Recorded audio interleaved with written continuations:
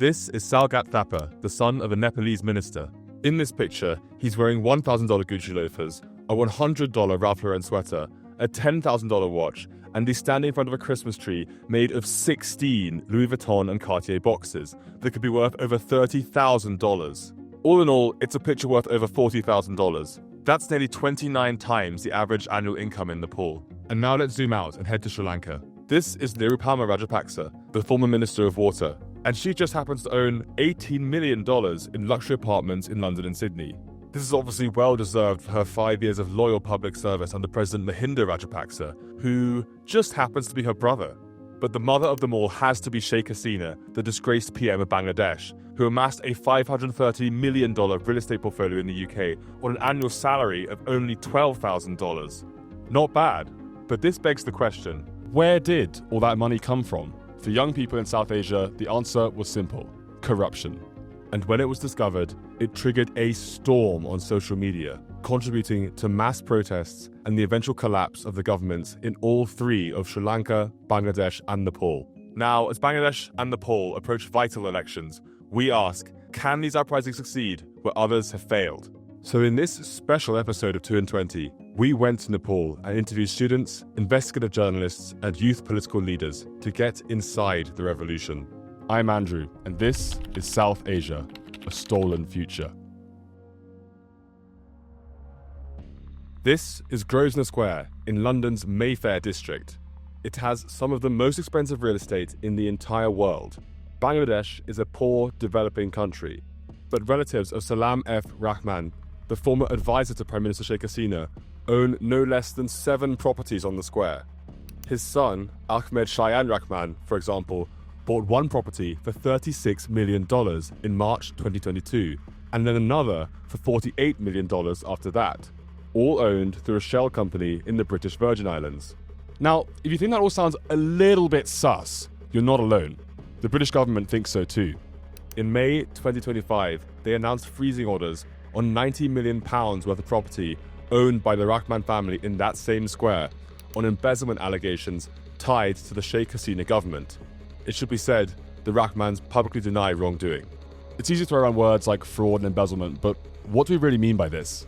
The established political elites in countries like Bangladesh, Nepal, and Sri Lanka have long used a variety of methods to earn their living.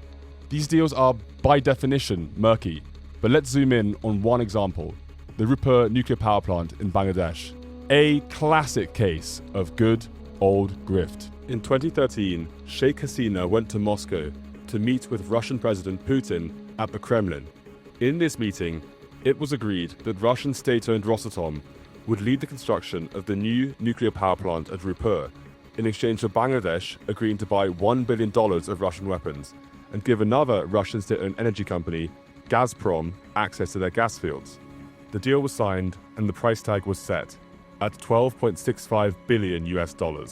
But Bangladesh doesn't exactly have that kind of cash lying around, so the project was 90% financed by a loan from Moscow, which Bangladesh would pay back over the course of 28 years. So let's get this straight. Almost $13 billion on loan for a power plant that can generate up to 15% of the country's energy demand when it's eventually completed this year. That sounds like a good deal, right? Well, actually no. It was a terrible deal. See, Rosatom was involved in a similar project in neighbouring India. They built 2 units of the Kundakulam nuclear power plant in Tamil Nadu for $6.5 billion, or $3.25 billion per unit. Now, you'd think that the costs for similar projects by the same company in India and Bangladesh would be the same, right? But no. The Bangladeshi project, also for 2 units, cost $6.3 billion per unit, more than twice that in India. Adjusting for the size of the units, it means that 1 kilowatt hour of electricity from the Bangladesh plant costs 9.4 cents, more than 74% higher than the 5.4 cents it costs from a similar plant built by the same company in India. So, who picks up the bill? You guessed it, ordinary Bangladeshis who pay tax or buy electricity.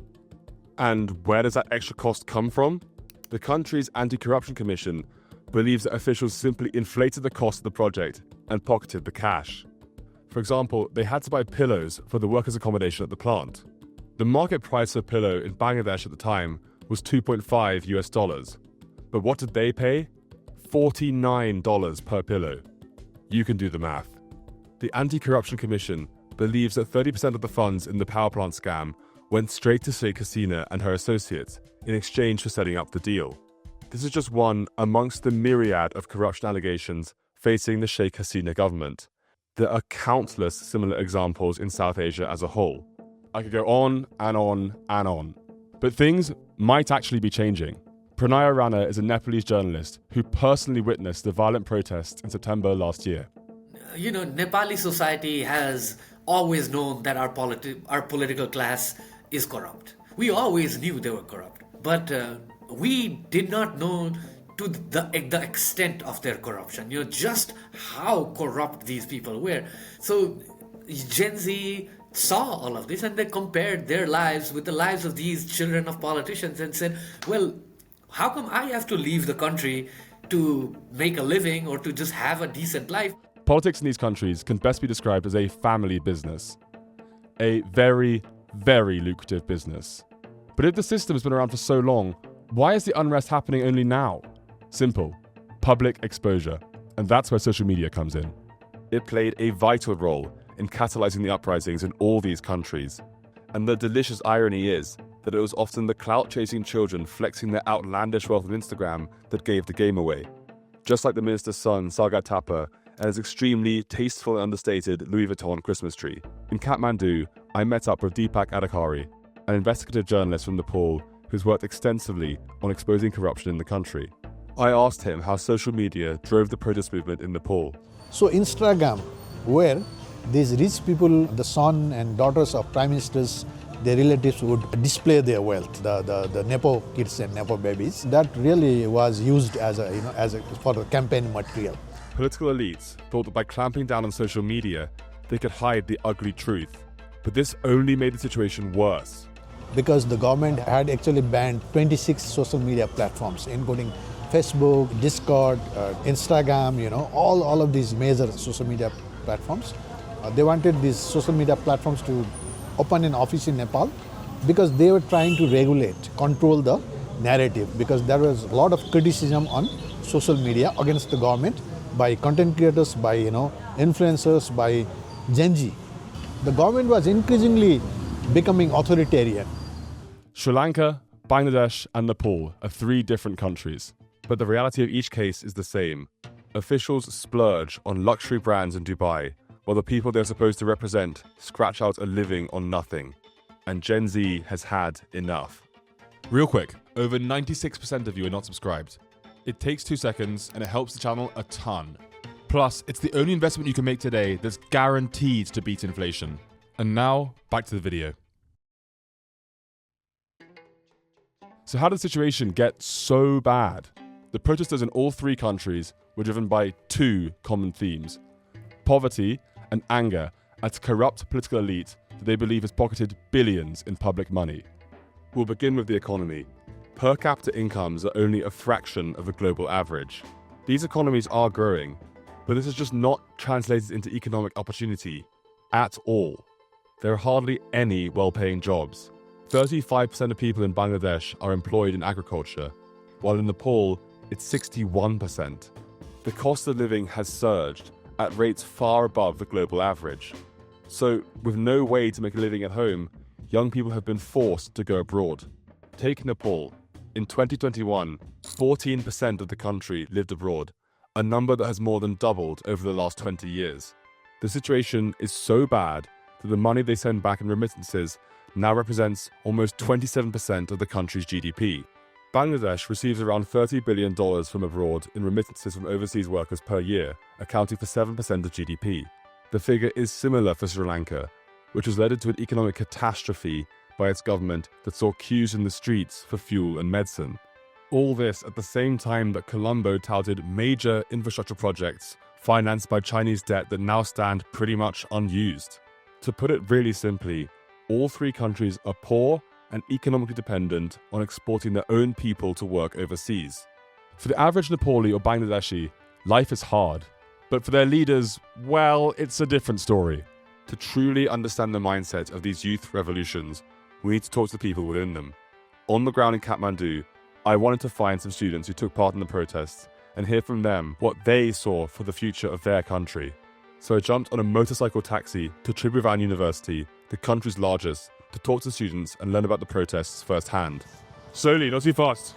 Where are you from? London. London. Yes. So, nice party. I'm pretty interested to see what the students are going to say. Obviously, they've been the voice of the movement, but I think it's still quite sensitive to talk publicly about politics here, so... After arriving at the campus, I met up with Sandeep and his friends, who are MBA students in their early 20s. On the grass outside the campus, Sandeep told me about what he saw as the key drivers of the movement. So let me first tell you about the day-to-day life of a normal Nepalese people or people of our age group. Just imagine this. We get out of our house, right? We see the same road that's been like damaged, filled with potholes and all. It has not been, maintained since 10 years, 20 years. The road is not built. You get out of your house and see it. For us, it's normal. But even if it's normal and we see it daily, doesn't make it right. And if you really go into why it is happening and such, you will find that there is bargaining, corruption. That is the sole reason why our single road is not built. The students then showed me around the campus. As we walked, Rajbir told me about his concerns for the future. From the election, we are going to get same old parties, same old system. We are going to have the same old bureaucracy. It is corrupted in some level, we know that. So I don't think so we achieve anything. For the election, we are going to get the same prime minister, same system, same ideologies. I don't think I'm very much positive about the change because of the revolution. We are back to where we started. I think that. To honor the martyrs also, students that were shot in the protest, to give them justice, there must be new leaders who should emerge from this revolution. I know it's really difficult in Nepal, but I really see myself doing something in my own country, because if I don't do it, then who will? As well as hearing from the students, I also wanted to talk to youth leaders to understand their specific demands. And after several days on the ground in Kathmandu trying to track them down, I was finally put in touch with Amit Kanal. 24-year-old Amit is one of the youth political leaders. He's been closely involved in the negotiations with Nepal's new interim government, including the Prime Minister, to push it to sign their Gen Z movement's demands into law. जेनजीहरूलाई चाहिँ अहिले culprit जस्तो हामी त आएको थियौँ भ्रष्टाचारको विरोध गर्न, हामी आएको थियौँ सुशासन कायम गर्न, हामी आएको थियौँ एकाउन्टेबिलिटी उनीहरूलाई के लाग्छ भने पोलिटिकल पार्टिजहरूले गरेको रिभोल्ट चाहिँ रिभोल्ट हो, मुभमेन्ट हो, तर इन्डिभिजुअल रूपमा आएर गरेको रिभोल्ट चाहिँ रिभोल्ट नभएर टेरोरिजम हो भन्ने जसरी चाहिँ उनीहरूले न्यारेसन गर्न खोजिरहेका छन्, जुन एकदमै गलत हो। उनीहरूले रस्साकस्सी सबै कुरा गरिरहेछन्, जेनजीहरूलाई इन्फ्लुएन्स गर्न पनि खोजिरहेछन् आफ्नो पार्टीमा ल्याउनलाई, हैन। He spoke in general terms about the need for economic reform, but stressed that his key objective was to institutionalize the youth movement and to have more young people in parliament. त धेरै समय लाग्यो नि त त्यो election हुन, तर नेपालमा चाहिँ चाँडोभन्दा चाँडो फागुन 21 मै हामीले चुनाव बनाऊ, सकेसम्म चुनाव गरौँ, चुनावमा पनि अल्टरनेटिभ फोर्सहरूलाई जिताउँ, कन्भेन्सनल पार्टिजहरूलाई अब बाई बाई भनौँ, हैन, तिनीहरूलाई फेरि आउन गभर्नमेन्टमा चान्स नदेऊ, they are already being tested, हैन, सो उनीहरूलाई फेरि ल्याउनुको काम छैन कि। The movements in both Bangladesh and Nepal were spontaneous and fragmented. Talking to the students and their Gen Z leaders, it's clear what they stand against. But as both countries head into critical elections, they will need to do more than that. They will need to articulate a united vision for the future. The final question to consider is, can these uprisings actually bring about lasting political and economic change? History is littered with failed revolutions. And in many cases, movements of positive change have actually ended up making things worse. Take the example of the Arab Spring, which started in Tunisia in 2010. It led to the collapse of the government of Tunisia and the removal of longtime strongmen Hosni Mubarak in Egypt, Muammar Gaddafi in Libya, and Ali Abdullah Saleh in Yemen, and eventually Syria. But fast forward nearly 16 years, Egypt is now run by a military dictator, and Libya remains in chaos with two competing governments. Syria's revolution succeeded in getting rid of Bashar al-Assad, but only after more than 13 years of brutal civil war. So let's look to the immediate future. Bangladesh is going into an election in mid-February. Already, the youth movement risks being fractured and co-opted by the old status quo. Their National Citizens Party has already faced a wave of resignations after it agreed to partner with an Islamist party, Jamaat-e-Islami. This threatens to damage the internal unity and clarity of purpose of the youth movement in the country. Recent polling suggests that it's not the Youth Alliance, but the Bangladesh National Party, which has been on the political scene since the country became independent in 1978, that will win the election. And their candidate, the frontrunner for PM Tariq Rahman, is actually the son of the former Prime Minister Khaled Zia. Not a massive change. Meanwhile, Nepal goes to the polls in March. Youth-aligned political forces have formed a three-way alliance between several existing smaller parties, incorporating charismatic figures such as the rapper and former mayor of Kathmandu, Ballot Shah. But their success is still uncertain, as they must compete with the old guard political parties led by the same familiar faces who have significantly more resources. The risk of a return to politics as usual is very real. Deepak Adhari, the investigative journalist, is worried these vested interests would reassert themselves in both Nepal and Bangladesh. I actually visited Bangladesh and I know some context there. For the youth leaders, it took more than a year to set up their party, political party. And even now they are really struggling in Bangladesh because the fear is that the old guard, the BNP, Bangladesh National Party, is going to win the elections. And it's the same old story. Similar things here in Nepal. So the people who have been displaced, they raise their heads, they return, they come back to power, okay? Because they already have a established system, they have their network of patronage. So in this case, even now, the political parties, the big three parties are likely to come back because they only have the structure and political machine to win elections, okay? See, this is very unfortunate. Let's talk about revolution and evolution. It's easy to organize a revolution, but it's really hard to evolve a new system or institution or to even realize the popular demand, the vision of revolution. But Pranaya Rana, the Nepalese journalist who witnessed the youth movements firsthand, was more upbeat that they could lead to positive change in the longer term.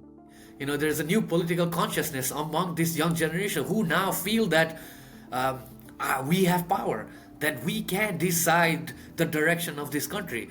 So even if we don't see immediate changes in the March elections or after the March elections, I feel like this is good for the country in the long run. Maybe 2 years, maybe 5 years from now, we're going to see a whole new breed of politicians who are younger, who are more agile, who are more in tune with what their generation wants. The goals of South Asia's youth are clear. They want to stamp out corruption and put an end to the self-serving dynastic politics that has held these countries back for so long. They want leaders who spend public money on roads, not Rolexes. Their sacrifices don't have to be in vain.